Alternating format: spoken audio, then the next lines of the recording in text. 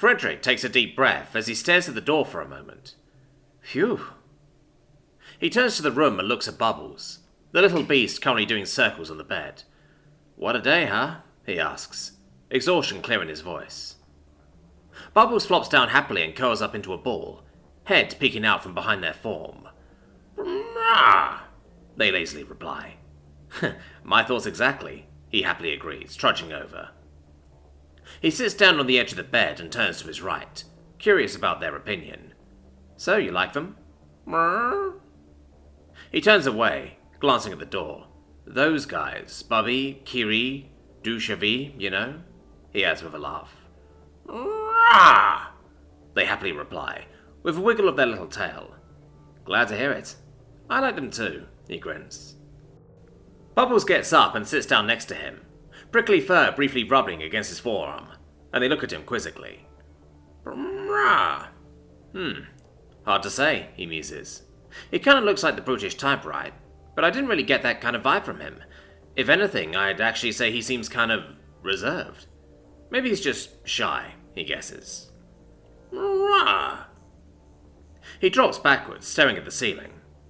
Well, wouldn't be surprised if that were the case. Lots of tough-looking guys are actually huge softies at heart. Kinda like you. Tink, he adds, gingerly tapping the tip of their snout. Bubbles lets out an amused chortle and playfully nudges him back. Well, am I wrong? You might be my little Bubby-Wubby, but that doesn't change the fact that you can still look pretty damn menacing if you want to. Brrrr, they protest. That's just the way people work, he explains. Oh! He quickly sits back up, inspiration suddenly striking him. I know just the thing for you. Brrrr? Well, we kinda solved that problem already back home, he starts explaining. Lots of people have the weirdest pets. Don't get me wrong, I'm not implying anything with that, but the most common way of making their at times feral and dangerous pets seem more approachable is accessories. Stuff like costumes or collars. Not that I would ever force you to wear something ridiculous like that, he explains. Always hated people doing that. Okay, right. Back to the point. While I have absolutely no idea what we can expect to find, here, a simple bandana should be within the realms of possibility. At least I think so. Brrr? Imagine a square piece of cloth, yeah, large, folded into a triangle and then loosely tied around the neck. He grabs a part of his tunic-esque clothes and holds some loose fabric close to their neck. Kinda like so, he grins. Bubbles seems to like the idea, sparkling with joy. I'm sure you'll look absolutely great, he encourages, ruffling the fur on top of their head. Brrrr. They revel in his praise, pushing their head against his palm. You know what would also help at making you seem even more friendly? They blink at him, having no clue. A bath? You stink, he says nasally, pinching his nose. Could also be me, though. What do you think? Over some warm water and a bit of soap? I know you haven't had one before, but I promise it's absolutely delightful. Back home is even considered somewhat of a luxury for the common people, he asks them, getting back on his feet as he tries to encourage the really not that smelly little bugger. At first, they seem wary of doing something new, but their curiosity and his urging manage to convince them in the end. Great, you'll absolutely love it. Come on then. They go through the outer door of the room and into the small, functional bathroom. Despite the fact that he might as well be in another galaxy right now, things seem to be pretty much as he knows them. A shallow tub, large enough to fit a large person or two, a suspicious hole in the ground, and a pseudo sink on the wall, and various containers and shelves. Huh. They even have a mirror. Would you look at that? He indicates Bubbles to get into the tub, and looks around the room for a towel and soap. Rifling through various cabinets, he finds what he is looking for and returns to Bubbles, armed with a white towel, and 3 different bottles of, I don't know, looks like shampoo to me. Here, found something. He presents the items to Bubbles, letting them carefully smell them. I'm not sure if they are scented, but could you give all 3 of them a quick sniff, and tell me if they are too strong? I know dogs and such don't really like strong perfumes, so, you know. He opens them one by one, presenting the different bottles and waiting for their reaction. Together they quickly find one Bubbles prefers, and he also gives it a curious smell. Huh, reminds me of Kurt's soap. Yeah, that should do the trick. He smiles, flipping and catching it with his other hand. He sets it on the edge of the tub, throwing the towel over his shoulder. Okay then, I'm going to start letting some water in, alright? I'll be right here with you all the time. No worry, he gently informs them. Going by the lack of protest on Bubbles' part, he messes around with the easy enough to understand mechanism, and sets the temperature slightly warmer than his own skin. Bubbles' expression is a bit fearful at first, but they quickly calm down again after he gives them a loving scritch underneath the chin. This okay? Or is it too warm? He asks, gently swishing some water up their forelegs. Oh, really? Okay then. A little bit warmer. He starts stirring the water with his hand to even out its temperature, playfully flicking some droplets over at Bubbles. When I was a kid, I always loved playing around in the bath. This gets their attention, and they seem to think for a moment. No idea what you're thinking right now, but I'm going to wager it's at least a bit off, he laughs. After filling the tub up to Bubbles' hocks, he turns off the water. I'm going to get you all lathered up next, alright? Good girl, you're doing great. He encouragingly pats them on the head. He tries his best to get all the spots that actually need some cleaning, careful not to get any water in her ears or eyes, when suddenly Bubbles presses her head against his, getting foam all over him. Pfft, what was that for? He playfully complains. Brrrah, she glows with a mischievous glare. Oh, we're playing dirty now? Huh. Well, how about this then? He scoops up some water, splashing it on the back of her head. Bubbles cries out in joy and responds with a water attack of her own, barely missing his arm. They exchange a few attacks, tension leaving Bubbles as they do so. Great, it's working, he rejoices. Pretty fun, right? She nods vigorously, her childish wonder endearing. Safe to say, any form of fear she might have had are already completely forgotten by now. Glad to hear it, he smiles. I'm going to get rid of all the foam next. Do whatever you feel like for now. She suddenly acknowledges him, playing around in the shallow water with her paws. As he watches her splash around a bit, an idea strikes him. Oh, you're definitely going to like this. Try sticking your snout underwater while blowing out air. That's very important. Never breathe in with your snout underwater, okay? She looks at him curiously, huffing as a test. Like that, yeah, he encourages her, currently scooping some clean water over her back, scrubbing one of the larger pieces of her chitinous spine. She carefully lowers her head to the surface, and does as he tells her, tiny bubbles coming out of her snout.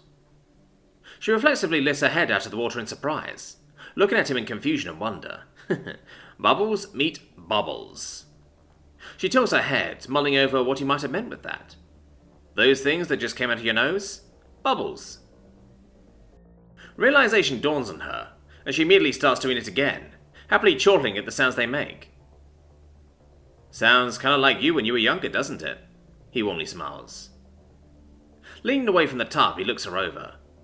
Not spotting any leftover soap, he gets up from his knees. Yep, think I got it all off. You can come out if you want, he declares.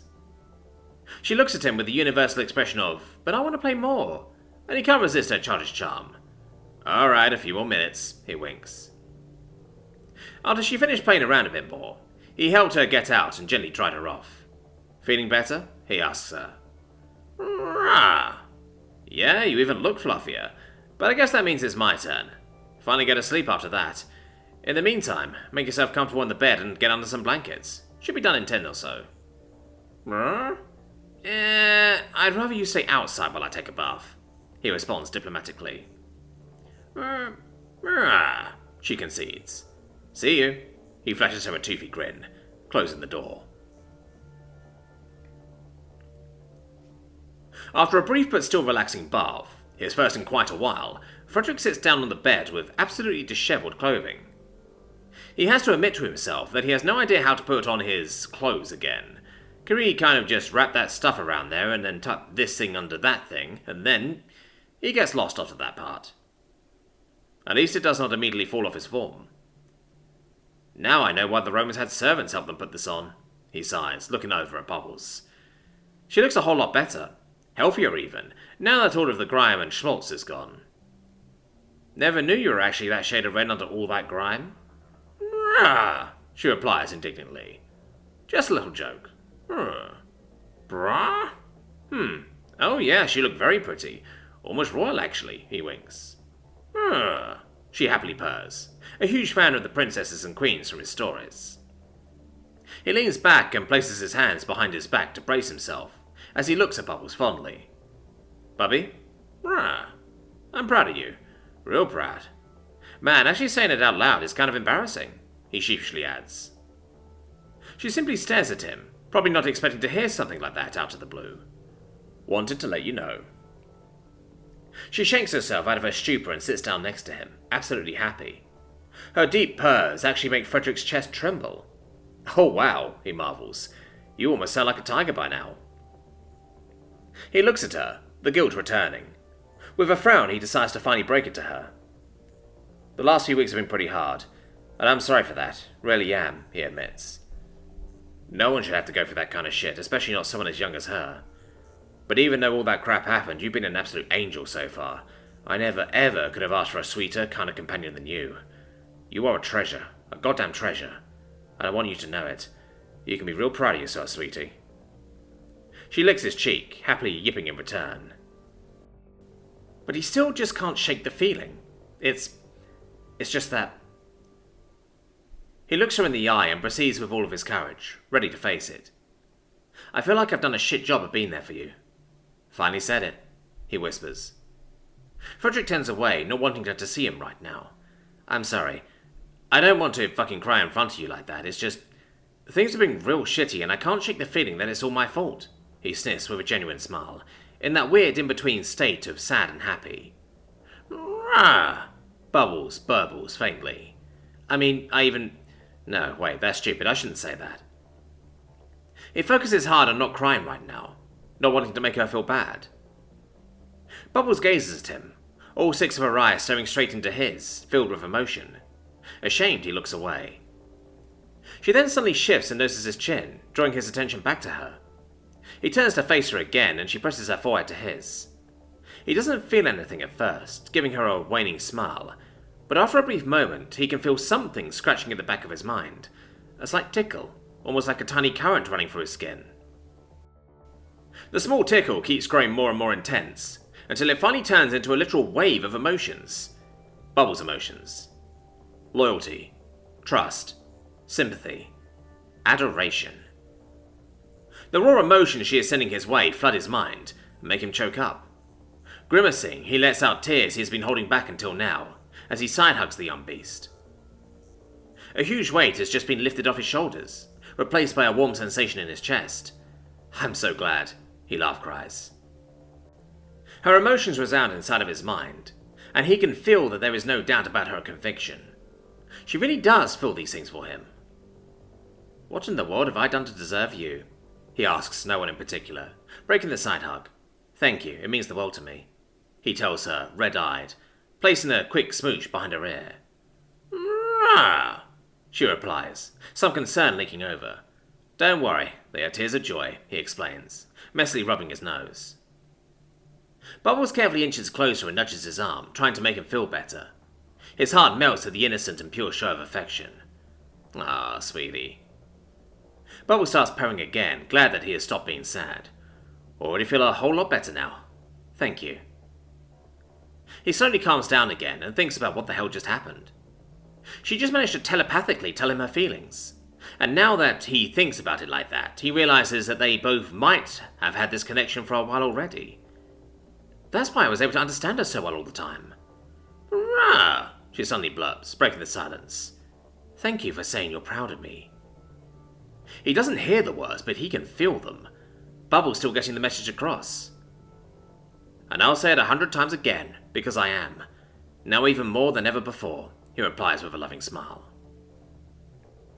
Both get silent for a while, processing things. He suddenly scoots over to the headboard of the bed, half sitting, half lying with his back against the wall. He came up with this way of sleeping during their time in the wilderness, having read somewhere that samurai apparently used to sleep like this to be more aware of their surroundings and wake up faster from attackers. If it actually worked, he doesn't know, but it helped calm his mind at the time. Bunching up part of his blanket in front of him, he wordlessly invites Bubbles over, with some pats on the bunched-up nest he created for her. Story time, he offers. Her stubby little tail starts wagging, and he can feel a faint spill of happiness over the connection as she bounces over.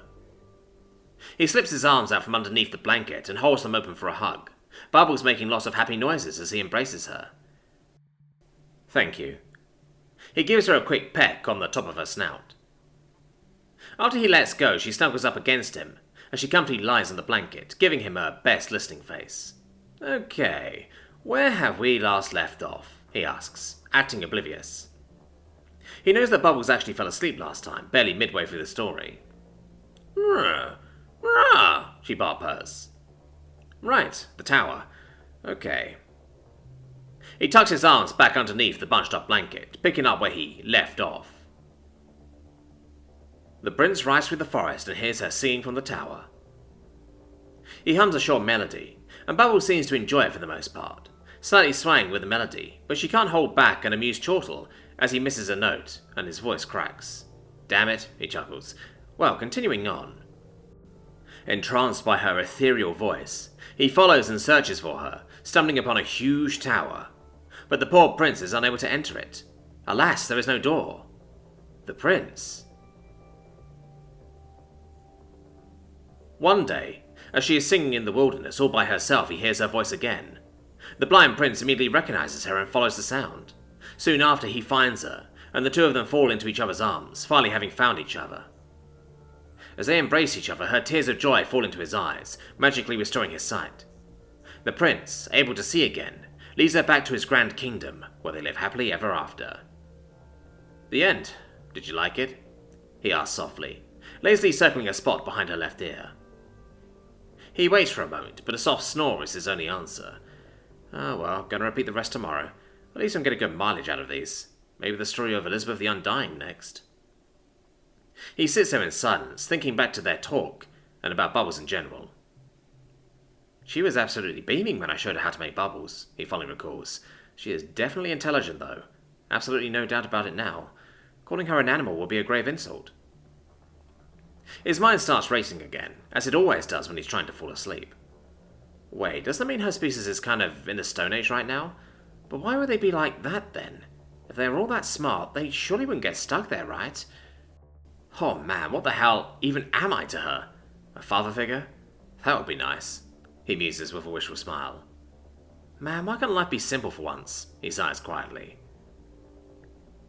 Never talk to me or my daughter ever again, he imagines himself telling someone off, as he stands next to a horse-sized Bubbles, chuckling at the silliness. He looks at the curled-up young lying on his legs. Those people we met today. I think they're good people. They took us in, gave us food and clothing, and even took the time to help me learn their language. Kiri even played with little Bubbly for a bit. Man, she looked so happy. Ah, but that big lizard dude, what was his name again? Right, Crowanar. Think I'll call him Big Guy. He's kinda scary, not gonna lie there. More than 3 meters of scales and muscle. Fucking intimidating, that one. Kari and Dushavi, on the other hand, were super nice. I like 'em. Bright, both of them. And that Kirsan is okay, I guess. Didn't talk that much with him, sadly. I'll have to thank him for tending to my wounds. Can't believe how quickly they're healing. Can't even feel the cuts anymore. He slowly clenches his right forearm, cautiously testing his formerly broken bone. I guess that's a super advanced spacefaring civilization for you. His musings continue on like that. After a while of chasing idle thoughts, his mind finally slows down and his eyelids get heavier. He turns to the light switch, but waits for a moment. He gives Bubbles a quick smooch on the chitinous ridge of her snout, before he finally turns off the lights. Sleep well, little princess. Click. Shortly after, sleep finds him as well.